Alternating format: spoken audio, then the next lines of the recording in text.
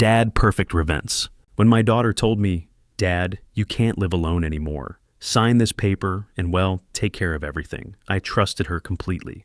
3 weeks later, I was sitting in Sunset Manor Assisted Living, watching my bank account get drained by the very person I'd raised and loved for 34 years. But Ashley made one crucial mistake. She forgot that her old man was an engineer who built his fortune by solving problems nobody else could crack. My name is Carl Bennett, and at 62, I thought I was starting the quiet chapter of my life. Dorothy, my wife of 37 years, had passed from cancer 6 months earlier, and I was still figuring out how to live without her. That's when Ashley swooped in with all her lawyer talk and concern for my well-being. "Dad, this house is too big for you now," she'd say, sitting in our kitchen with her husband Tyler, both of them in their expensive suits. The maintenance, the memories, it's not healthy. Tyler would nod along, pulling out brochures for senior communities. Like he was doing me a favor, I should have seen through it. Ashley had always been ambitious, graduating law school and landing that corporate job downtown. Tyler worked as a financial advisor, always talking about optimizing assets and strategic planning. They lived in a fancy neighborhood in Westchester and drove cars that cost more than most people's houses. But I figured they were just looking out for their old man. The pressure really started after Dorothy's funeral. Ashley would visit twice a week, always bringing up the same topic. "Dad, you had that dizzy spell last month. What if you fall down the stairs? What if there's an emergency?" She'd gotten Tyler's mother, Nicole, involved too. This real estate broker who kept talking about property values and market timing. "Carl," Nicole would say, settling into my leather recliner like she owned the place, "your house is sitting on prime real estate. In today's market, you could liquidate and live comfortably anywhere you want. Liquidate.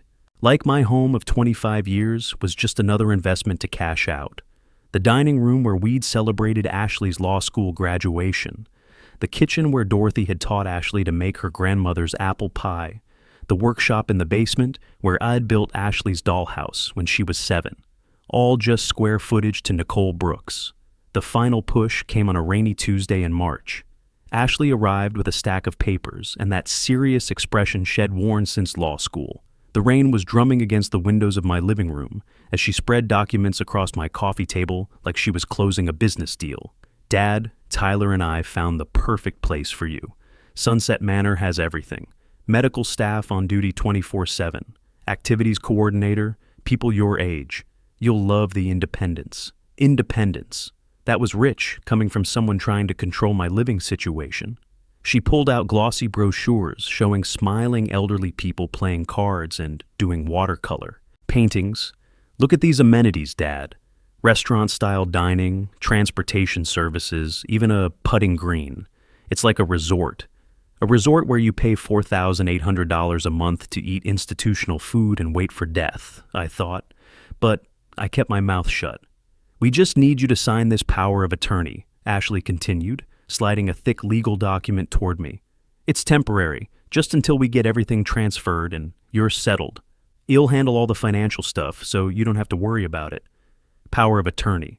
I knew what that meant from my engineering contracts, but Ashley was explaining it like I was some confused old man who'd never managed a multi-million-dollar business. "It just gives me authority to pay your bills and handle the house sale while you adjust to your new life, Dad. Tyler's firm will manage your investments properly.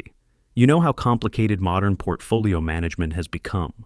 I stared at the papers. The legal language was dense, full of, whereas clauses in party of the first part, nonsense.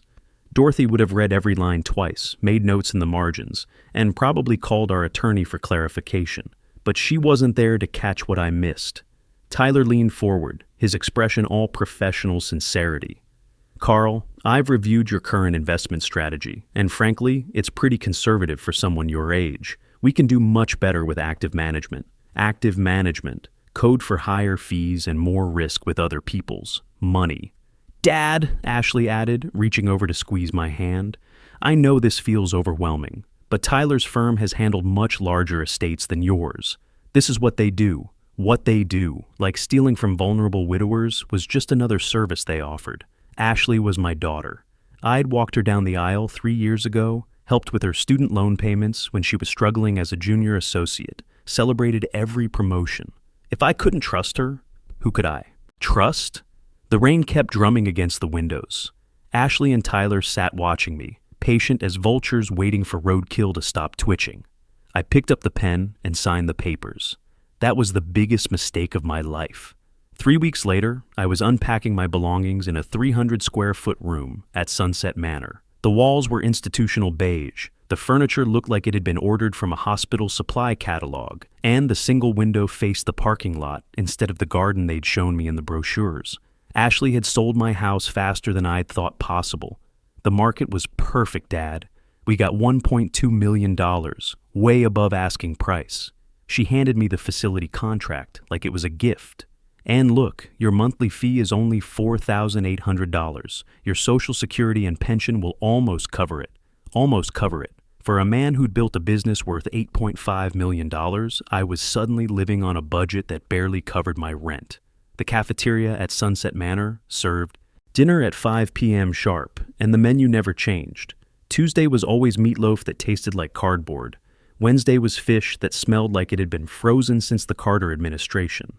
I sat at my assigned table with 3 other residents: Harold, who talked constantly about his glory days selling insurance; Betty, who complained about everything; and Frank, who mostly just stared at his food. "You're new," Frank observed during my first week, cutting his meatloaf into precise squares. "What'd you do before this place?" "I was an engineer.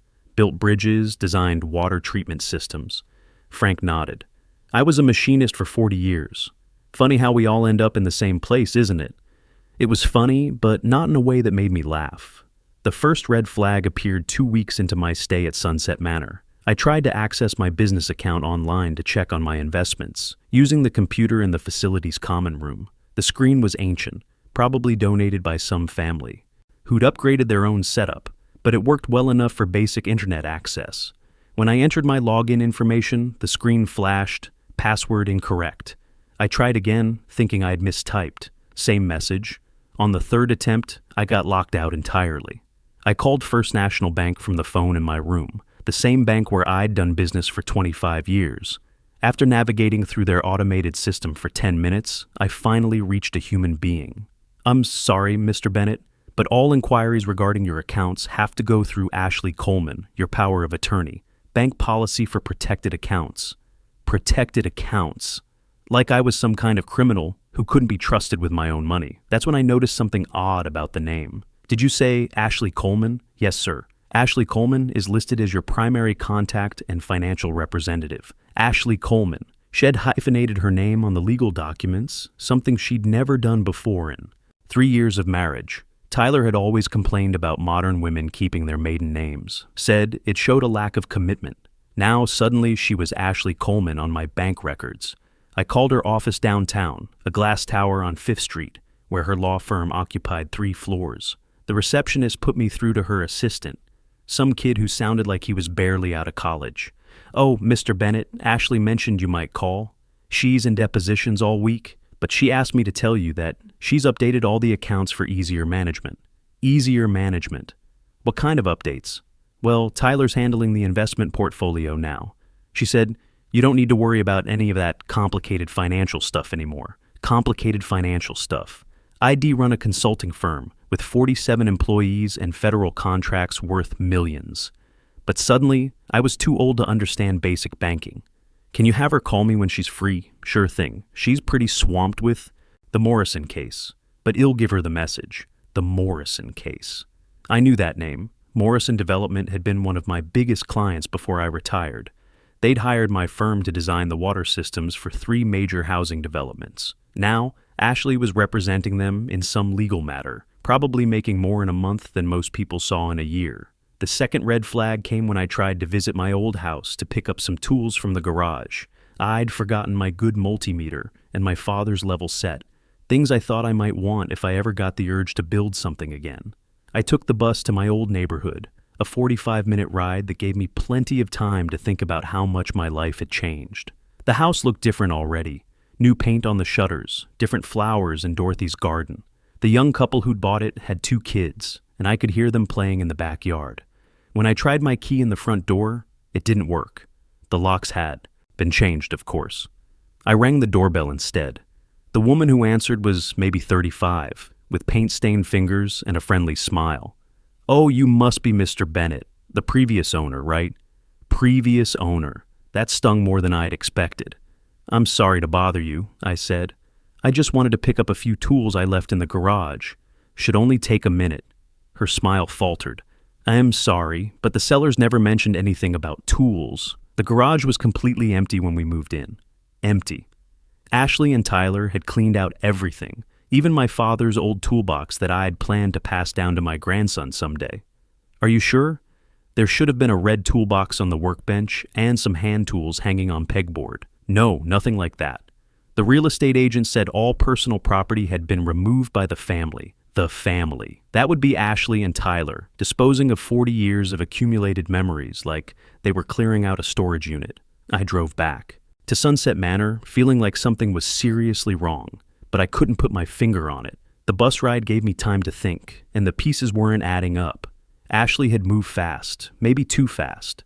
Professional movers don't usually clean out garages unless specifically instructed, and my tools were worth several $1,000s. Someone had made deliberate decisions about what to keep and what to dispose of. That evening, I called Tyler's office from the phone in the common room. The receptionist at Brooks Financial Services sounded young and eager to please. Carl, hey, how's the new place? Tyler sounded busy, distracted, like I was interrupting something important. In the background, I could hear phones ringing and people talking. The busy hum of money being made. It's an adjustment, I said honestly.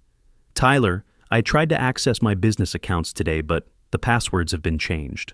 Oh, right, I should have mentioned that.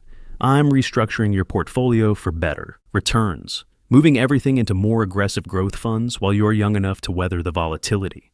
Young enough at 62, but too old to manage my own affairs. The contradiction was starting to bother me. What kind of restructuring? Well, Carl, your old strategy was way too conservative. Treasury bonds, blue-chip dividend stocks. That's Depression-era thinking. We're talking about emerging markets, tech startups, cryptocurrency exposure. The potential returns are massive. Cryptocurrency, for a 62-year-old widower who is supposed to be planning for long-term care. Tyler, I'm not comfortable with that level of risk. Carl, that's exactly what we're talking about. No offense, but you've been out of the financial game for a while. The markets have evolved. Trust me, this is what smart money does. Smart money. Like the money I'd made building a business from nothing was somehow stupid money. Can you send me the details? I'd like to review the actual investments. There was a pause. Carl, those reports are pretty technical. Lots of financial jargon that would just confuse you. The important thing is that we're beating the market by 12% this quarter. Beating the market by 12%. In a quarter, when the S&P 500 was down 3%. Either Tyler was a financial genius, or he was lying to my face. The third red flag was the big one, and it came 6 weeks into my stay at Sunset Manor. I'd been sitting in the common room, watching the evening news with Frank and Harold, when a commercial came on for a legal aid service. Some lawyer talking about elder abuse and financial fraud, encouraging people to call if they suspected family members were stealing from them. Bunch of ambulance chasers, Harold muttered, but something in the commercial stuck with me. The lawyer mentioned power of attorney abuse, where family members use legal authority to drain bank accounts. The next morning, I got a letter from Dorothy's oncologist's office. It was a bill for $347 that insurance hadn't covered from her final treatment 6 months earlier. Routine stuff. But when I called Ashley to handle it, her assistant said she was in depositions all week, so I decided to handle it myself. I called First National Bank and asked them to pay the bill from my checking account. I'm sorry, Mr. Bennett, but that account was closed 4 weeks ago. All funds were transferred to the Brooks Family Trust. Brooks Family Trust, Tyler's family name. My hands started shaking, but not from any medical condition, from pure rage. What do you mean, closed? I never authorized that. Well, sir, according to our records, Ashley Coleman authorized the transfer as your power of attorney. The trust was established for estate planning purposes. Estate planning, like I was already dead. I hung up and sat in my tiny room, staring at the institutional furniture and feeling like the world had shifted under my feet. My daughter hadn't just moved me into assisted living. She'd taken everything I owned. But here's the thing about being an engineer for 40 years. You learn to approach problems systematically. When a bridge starts showing stress fractures, you don't panic. You analyze the load distribution, identify the failure points, and design a solution. This was just another engineering problem, a human engineering problem. Step 1. Gather data. The next morning, I took the bus downtown to my old lawyer's office. Bill Henderson had handled my business contracts for 20 years, helped me incorporate the firm, negotiated the sale when I retired. His office was on the 7th floor of the Meridian building, same place it had been since I'd known him. But when I asked to see him, the receptionist looked confused. She was new, probably hired since my last visit, and she kept checking her computer screen like she couldn't find my information. Sorry, Mr. Bennett, but Mr. Henderson said you'd transferred all your legal affairs to Coleman and Associates. We don't have any active files for you anymore. Coleman and Associates. Ashley's firm. When did this happen? The receptionist clicked through several screens. According to our notes, Ms. Coleman contacted us in January to request all your files be transferred to her firm for family consolidation. January, 2 months before Dorothy died. Ashley had been planning this while her mother was still fighting cancer. I left Henderson's office and walked 6 blocks to First National Bank, where I'd done business for 25 years. The manager, Janet Murphy, had handled my business accounts since I'd started the engineering firm. She'd known Dorothy, had sent flowers when she died. "Carl, how are you adjusting to retirement?" Janet asked when I appeared at her desk, then caught herself. I was sorry to hear about the financial difficulties. Ashley explained everything when she closed the accounts. Financial difficulties. Janet, what financial difficulties? Her expression changed from friendly to cautious. She said you'd been having some cognitive issues since Dorothy's death, making poor investment decisions, forgetting to pay bills. She showed us medical documentation about early-stage dementia. The room started spinning. Janet, I don't have dementia. I've never been diagnosed with any cognitive issues. She looked uncomfortable now, glancing around like she was afraid other customers might overhear. Carl, maybe you should speak with Ashley. She has all your medical files, and the doctor's reports were very specific about your condition. My own daughter had told people I had dementia to justify stealing my life savings. The betrayal was so complete, so calculated, that I sat there in Janet's office for a full minute trying to process it. Janet, I need copies of everything Ashley showed you. The medical reports, the power of attorney documents, all of it. Carl, I can't do that. Those are confidential documents, and Ashley specifically requested that we not discuss your financial affairs with you directly due to your condition. Due to my condition. The condition that existed only in forged medical reports. I left the bank feeling like I was in some kind of nightmare, but the engineering part of my brain was already working.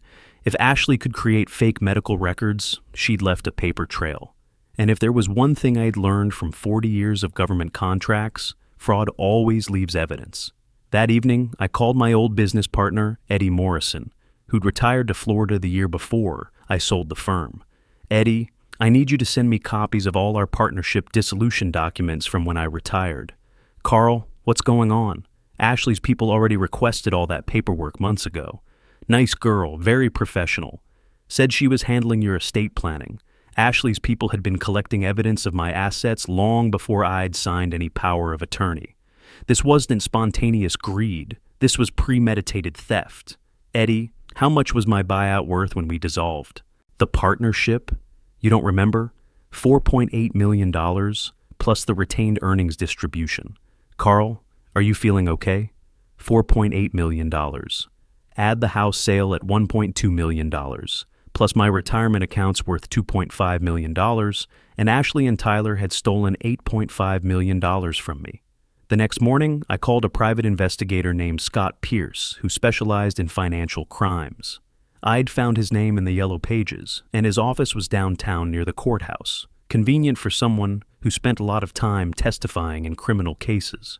Mr. Bennett, Scott said after it explained the situation, what you're describing is textbook elder financial abuse, but proving it requires evidence that your daughter hasn't destroyed. We met at a diner near Sunset Manor, a place called Mickey's that served coffee strong enough to wake the dead. Scott was younger than I'd expected, maybe 45, with the kind of sharp eyes that suggested he'd seen every scam in the book. What kind of evidence? I asked. Scott pulled out a legal pad and started making notes. Bank records showing the unauthorized transfers, medical records proving you don't have dementia, original copies of any documents you signed, phone records showing coordination between Ashley and Tyler. Most importantly, we need them to incriminate themselves. How do we do that? Scott smiled grimly. People who commit fraud always get overconfident, Mr. Bennett. They start talking freely when they think they've won. Would you be willing to wear a recording device? 3 days later, I was sitting in Ashley's downtown office with a digital recorder taped to my chest, pretending to be the confused old man she thought I was. Her office was on the 23rd floor of the Meridian Tower, with floor-to-ceiling windows overlooking the city ID helped build with my engineering projects. Dad, so glad you called, Ashley said, gesturing to the leather chairs across from her massive desk. Tyler and I have been worried about you. How are you? Adjusting to Sunset Manor? It's been challenging, I said honestly. I'm not used to having such limited space, or such a limited budget. Ashley and Tyler exchanged a look. They were both dressed like they were heading to court, all expensive suits and professional authority. Well, Dad, we've been meaning to update you on your financial situation. The market's been volatile, but we've managed to preserve most of your capital. How much is most? Tyler opened his briefcase with the confidence of someone who'd rehearsed this presentation. Carl, between Dorothy's medical expenses, the house preparation costs, and setting up your care arrangement, you're looking at about $180,000 in liquid assets. $180,000 out of $8.5 million. Where did the rest go? Dad, remember the conversations we had about this? Ashley used that patient tone she'd perfected in law school. The medical bills for Dorothy's treatment, the capital gains taxes on liquidating your business assets, the legal fees for setting up, the trust. We showed you all the paperwork. They had answers for everything, professional, plausible answers that would satisfy any casual inquiry. But I was recording every word. I appreciate everything you've done, I said carefully. But I'm worried I might be a burden on you two. Maybe I should get my own lawyer to review the trust documents. Ashley's expression shifted slightly. Dad, that's really not necessary. I am a lawyer, remember? And bringing in outside counsel would just create expensive complications for everyone. But what if something happens to you? Shouldn't I understand my own financial situation? Dad, Ashley said with fake concern, you're getting confused again. The whole point of the trust is that you don't have to worry about financial details anymore. That's why Dr. Williams recommended this arrangement. Dr. Williams, the imaginary specialist from my forged medical records. I'd like to meet with Dr. Williams again. I don't remember our last conversation. Dad, that's exactly what we're talking about. The short-term memory loss is getting worse. Dr. Williams explained that patients in your condition often don't remember their appointments. Perfect. Any denial I made just proved their story about my alleged dementia. But I had one advantage they didn't know about. Everything they just said was being recorded by FBI quality equipment. After I left Ashley's office, I met with Scott Pierce and a new ally, FBI, Agent Foster, who specialized in financial crimes against seniors. Mr. Bennett, Agent Foster said after reviewing my recordings, you've documented a federal case of elder financial abuse. We have forged medical records, fraudulent power of attorney, and conspiracy to commit wire fraud. What happens next? We execute search warrants on their homes, offices, and bank accounts. We interview this Dr. Williams they keep mentioning, and we arrest them for federal crimes. Agent Foster smiled grimly. Based on your evidence, they'll be in custody within 48 hours. Wednesday morning at 6:47 a.m., I was eating breakfast in Sunset Manor's cafeteria when my phone rang. Ashley's name appeared on the screen. Dad, something terrible has happened.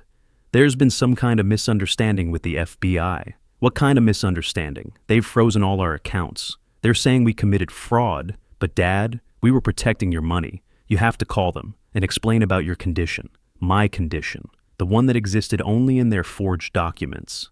Ashley, I think I should tell you something. I don't actually have any memory problems. I never saw Dr. Williams because he doesn't exist. And I recorded our conversations where you admitted to liquidating my assets. The silence lasted so long, I thought the call had dropped.